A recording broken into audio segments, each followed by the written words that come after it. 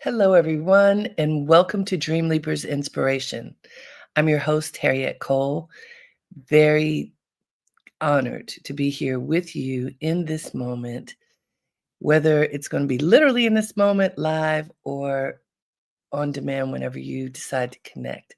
I'm really grateful for technology today because it allows us to be together and to choose to get anchored in the greatness that lives within us and to prepare ourselves to walk out into the day and the week and the moment energized and in alignment with what we believe in. I had the great honor of speaking on a panel this weekend at an event that was created by the Harlem Commonwealth Council. It's a woman named Sharon Joseph, who I've known for many, many years. She was an entrepreneur with a bowling alley in Harlem. I'm going to say about 15 years ago. It was called Harlem Lanes.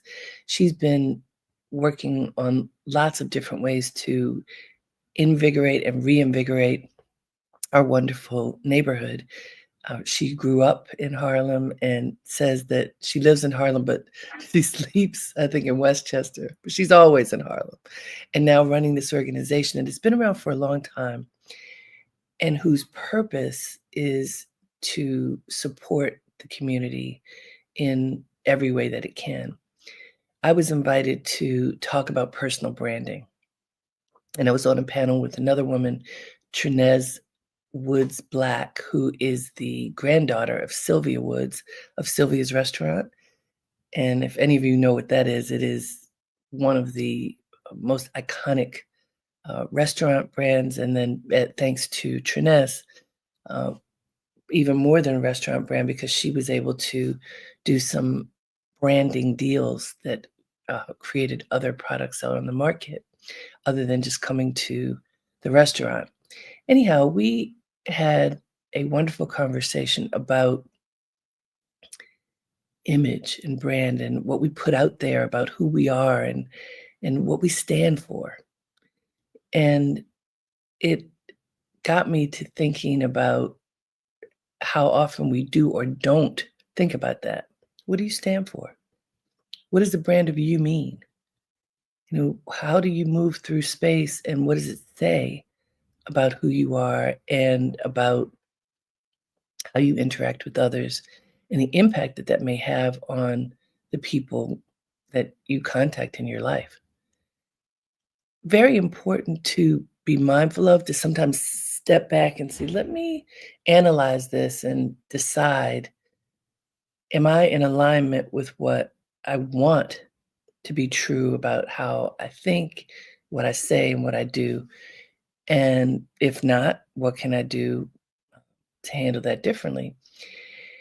The message that I wanted us to contemplate for this week is be conscious of your messages to others. What are you saying when you talk to people?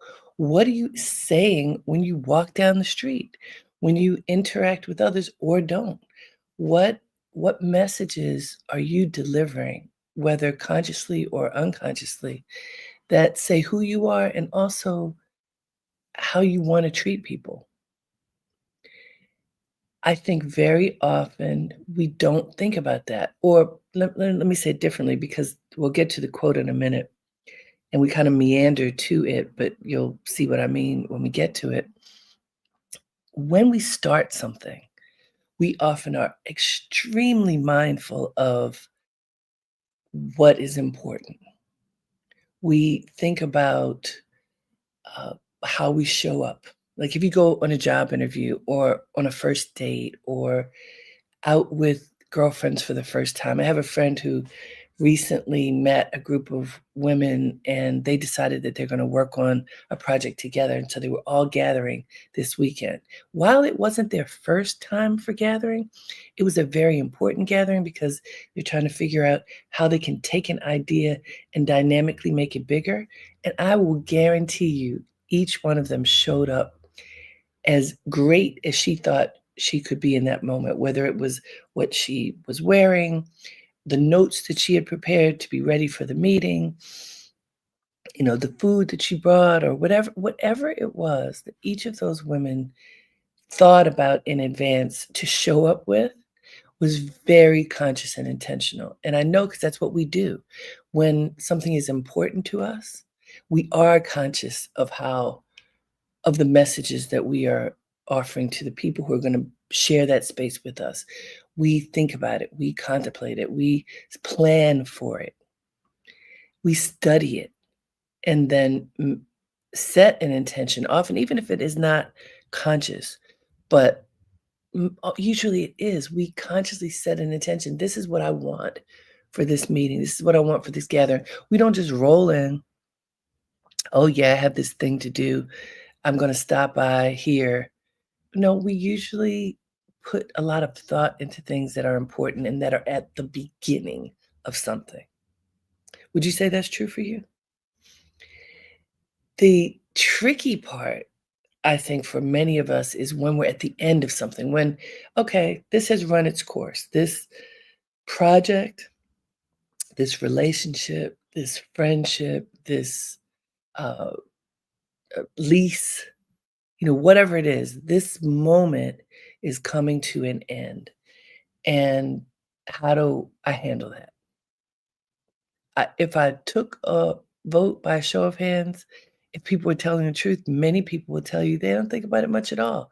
Usually they can't wait to get out of a situation. Something's uncomfortable, then they are dashing to the door and often making roadkill out of whoever is in their way because they just want it to end. This is what I want us to think about today. How do you end things? Are you conscious of that? Are you conscious of the messages that you send to others in those diminishing moments, in those last moments, in the endings of things? Do you think that you are? Or do you think that sometimes you're just kind of rushing to get extricated from a situation, to be able to move on to whatever is next, to just like, why do I have to put up with this anymore? Whatever this is. And I want us to pause and think a little differently about those moments because those are defining moments in our lives too. I mentioned that when you show up and, oh, this is a great idea. I'm really excited about this. And I want to look my best. I want to be my best. I want to be as prepared as possible. And this is about to end. How do I end something that is uncomfortable and I don't want to think about it anymore? My sister Stephanie, who is a constant inspiration for me, told me a couple of years ago now that and she runs a big company, and she was responsible for laying off some people a while ago. And she spent a lot of time contemplating it was what was needed for the bottom line for her company. And when she addressed the body of employees, she said she just spoke to them with great compassion and honesty about what was happening and why decisions were being made the way that they were, and what the plan was to support people as some of them would be moving on. And she said that one man contacted her afterward to say, I have never been fired so gracefully before. You left me feeling as good as I could possibly feel about this moment because you were honest and because you didn't blame us for anything. You really uplifted us and fortified us in this moment. I never forgot that because that's a choice. It's a choice, A, to be honest, but honest in a kind way. It's a choice to uplift people even as you may have to move on.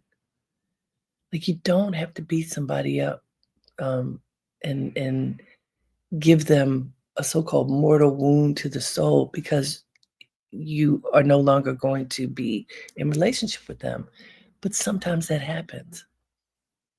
And we can make the choice not to do that. So let's look at the quote. This is unusual because today we are using one of my quotes. It's something that I say all the time. And well, all the time in pivotal moments, it is endings are more important than beginnings. Some of you may have heard me say this before. It is one of those kind of mantras that I have. Endings are more important than beginnings. I want you to think about that for a minute.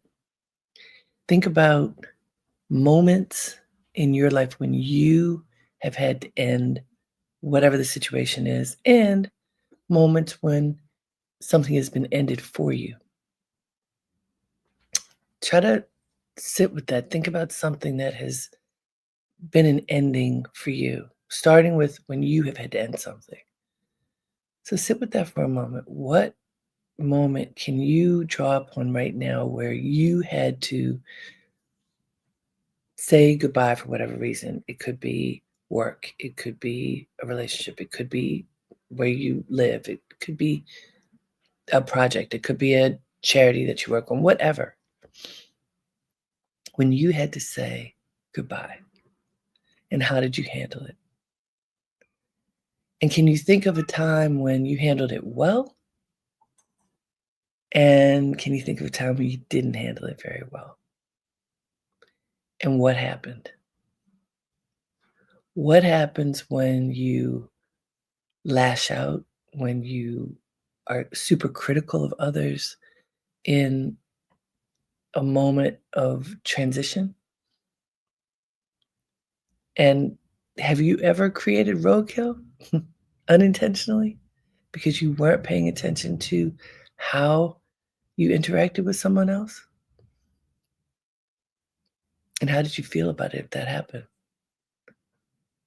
So these are uncomfortable thoughts to consider, but sometimes we have to do that in order to grow. How do you typically handle endings? And again, remember I talked about beginnings, how we usually show up our very best. We look our best. We've studied what we're going to say. We may have practiced what we're going to say. We often show up early. Just honoring the moment is something that many people do in the beginning of things. What about in the end? How do you show up? Are you distracted? Do you make eye contact? Do you really focus on the person, the situation, whatever is going on, and give it your all? Or do you avoid it? Have you ended something and not even said anything? Just stop talking. A few weeks ago, we talked about practicing silence. And we talked about it in the context of high emotion. And sometimes it is way better to say nothing than to say something if you are stirred up. But that didn't mean don't ever say anything. That didn't mean walk away and just ghost somebody, as the young folks say today, or not address whatever the situation is that is before you. Practicing silence is a double-edged sword in a sense. Yes, it's good if you are not in control of yourself, your thoughts, words, and deeds. If you're not able to speak from a grounded perspective, it's better to be quiet. But is it better to never say anything? And I've talked to a number of people about this because in this series of inspirations we've had over the past month or so, we've been exploring different aspects of communication and choices that we make and why, and sometimes how they support us and sometimes how they don't. And in this case, on the one hand, you can have um, the idea that saying nothing can be protective of you and others because of the way that you're feeling. And if it's highly emotional, highly charged, it can backfire.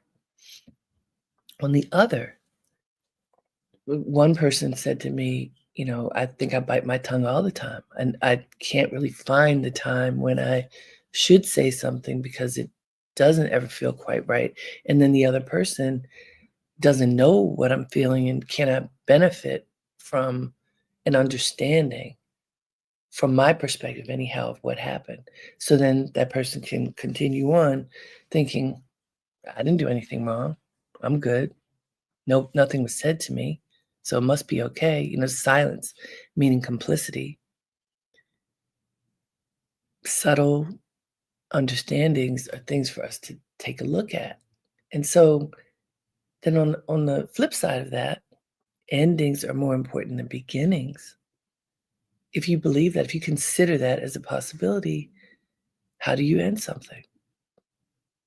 How do you end something with courage and conviction and clarity and kindness? Back to, we looked at the four gateways of speech a few weeks ago. Is it true?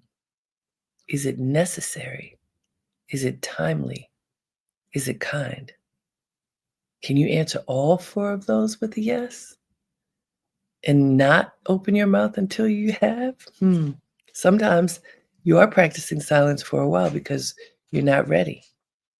Sometimes you haven't gone through the process of clarification and distilling of whatever occurred so that you are confident in how to express whatever it is that is happening for you. There are a lot of supports that I have learned over the years, which I attempt to share right here with you, that can help for clear communication that is also kind and strong. And this, again, this notion of endings. How do we end things?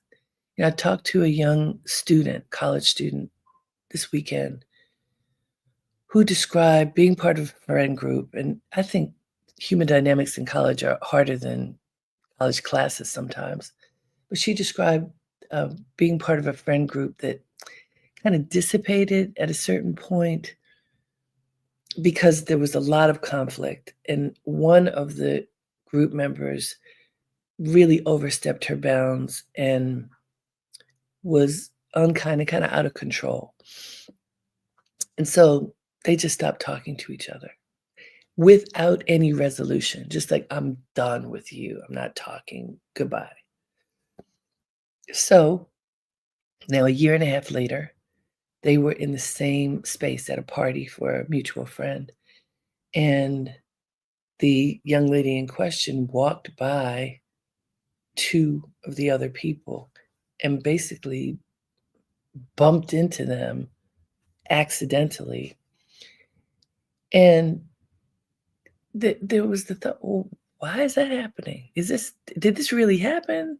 Was this intentional? What's going on? So this is an unprocessed moment. It just happened and I was told about it. But as I listened, what I heard was they didn't end that thing well. At least these two. Now, I don't know about the other ones but what I listened to was they didn't end the relationship in a clear way.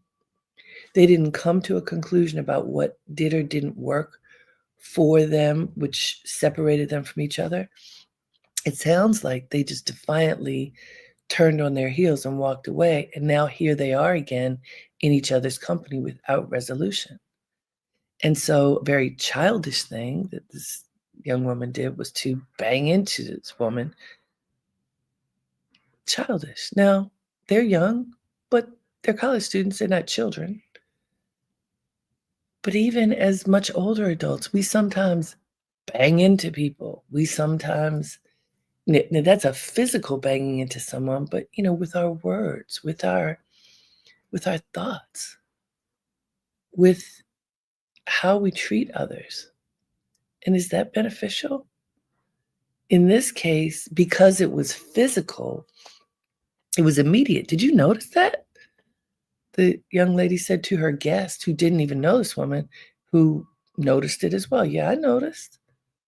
Well, what does that mean? Why did that happen? And as my friend unpacked it for herself, she said, I think we just stopped talking to each other, but we never really addressed what was going on. So I said, well, are you going to? And there's the rub. I don't think so. Well, I can't force somebody to do something. I can only make a recommendation. But my recommendation is endings are more important than beginnings. Create an ending. It's not too late to go back and say, should we talk about this? And should we talk about what happened to lead us to this place where we were so close and now we're not? Maybe, maybe not. But I think it's worth thinking about. I have another friend who was in a relationship, in a love relationship, and the two people had an argument. And rather than, it was almost like a yelling fest because I'm right and I'm right. And the two are just being loud, over talking each other. And then the next thing you know, one of the two decided, I'm not ever talking to you again, and just stop communicating. Literally, no more communication. What does that do?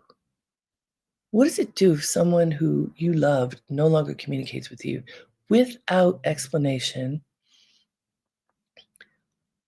without anything? It's very difficult for human beings to heal from a raw wound. Oh, this happened, but now you're gone. What do I do with this? And of course, many people have had to go through the process of healing, self healing, without having the advantage of communicating with the other person, whoever that might be. But it's so much better, I believe, anyhow, if you can come to some resolution together. It's perfectly fine to agree this friendship doesn't work anymore. This relationship doesn't work anymore. I send you away with my blessings. I hope that you learn how to treat people better so that this kind of pain doesn't happen with anybody else. Whatever it is. Or I'm sorry that I did not treat you in the best way that I could and mean it. Apologies are really important, and most people don't ever make them. I hope you're kind of hearing how we end things matters for a long time. Sometimes we never forget how a situation ends. I've hired so many people over the years, and from early days when I was hiring people at Essence, I remember sometimes having to let people go and making the choice. I don't know where this came from, but it's something that I've been practicing for a long time, making the choice to sit with someone and say, this is why this isn't working. And here are things that I think you can work on so that you can be better in the next situation. If you work on A, B, C, D, and E, you will be as strong as you need to be for a job like this. It didn't work out so well today for these reasons. Rather than, you suck. Like, you really, I should have fired you a long time ago. I can't believe, dot, dot, dot. That indignant way that we can be, especially when we are frustrated. It's not helpful. It doesn't follow the four gateways of speech. When you lash out at people when they're down, it's not helpful. It doesn't mean that it isn't unjustified. Sometimes you could be absolutely right. Yeah, all these things happen. And these things are terrible, and it's your fault. But is that the way to say it? Is there a way to address something that is critical without destroying somebody in the process of doing so? And I think there is. I think it is possible to say, even in the worst situations, this is not working out because this is how I feel about it. This is what happened. This is how it impacted me. And this is why I can't do this anymore. This is how I feel that you hurt my feelings. This is how I feel that this is how I end up feeling as a result of.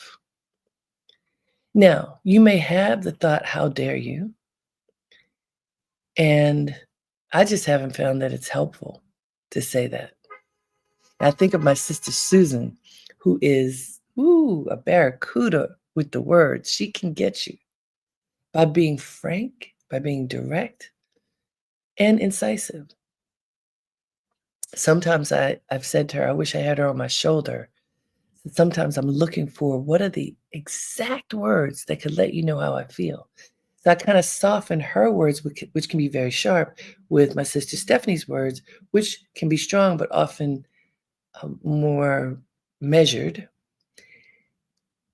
And somewhere, the middle child, I'm in the middle. But why do I mention that? Because I'm not suggesting that you sugarcoat things. Right? My sister Susan has a very clear way of letting you understand what has happened and the impact that it has had. She also can be very good at letting you know and sending you on your way so that you have clarity. I think sometimes for me, I'm trying to be too nice, and maybe that muddies things sometimes. And so this is an exercise for me too. This endings are more important than beginnings. How can you end something with clarity, with strength, with conviction, and kindness? How can you be sure that there's kindness in there so you just aren't beating somebody up? You just aren't giving into the frustration. That you are finding a way to not back somebody up against the wall and blame them for everything,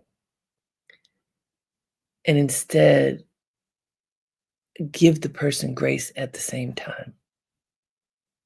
Give the situation grace at the same time. This is hard, you guys. It's hard to do. I see, hey, Kimberly, it's chilly in Detroit. Hey, it's chilly in New York too.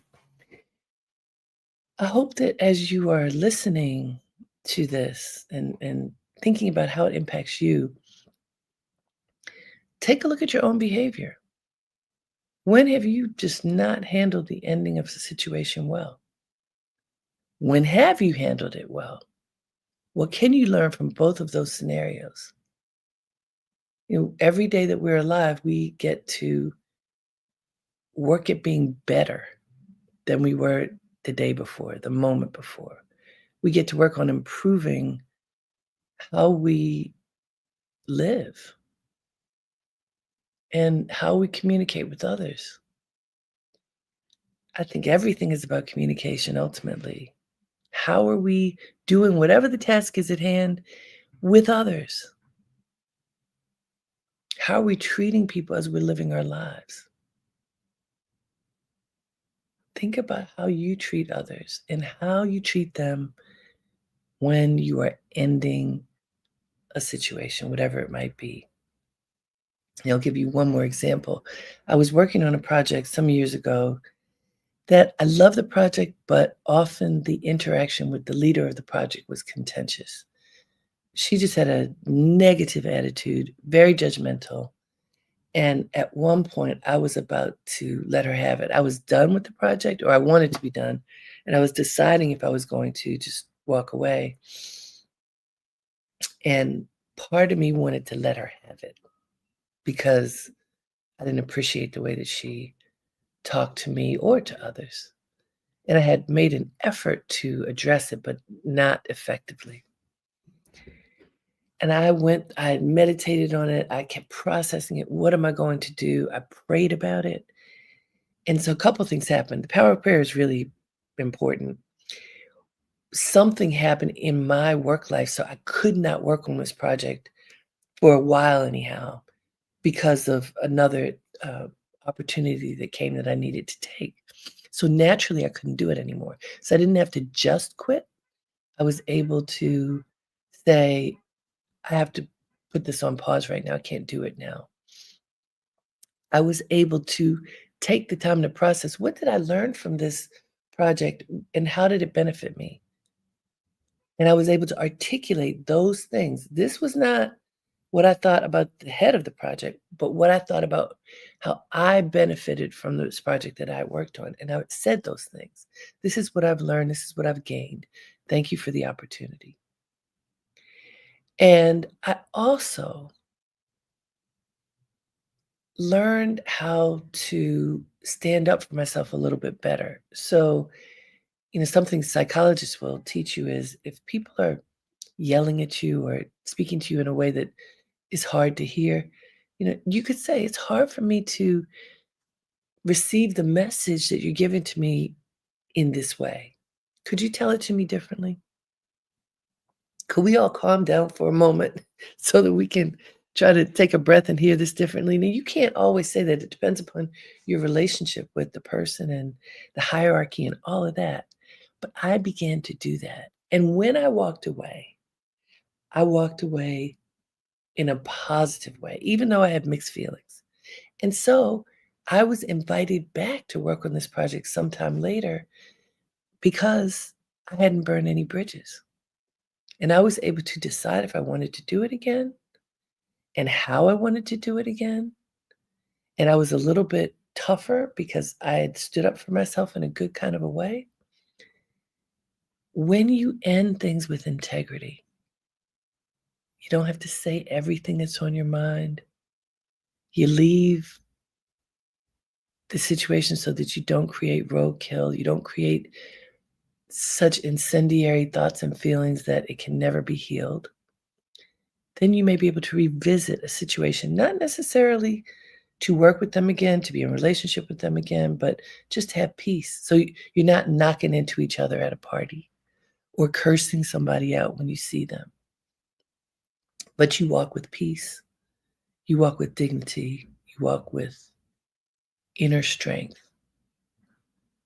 I hope that unpacking this idea of endings being more important than beginnings and being conscious of the messages that you send to others resonates with you. Sit with it this week. Pay attention to how you interact with other people and do your best to practice being conscious of how you interact with others. It really works. Thank you so much for being with me today. Until next time, have a great day and make it count. Namaste.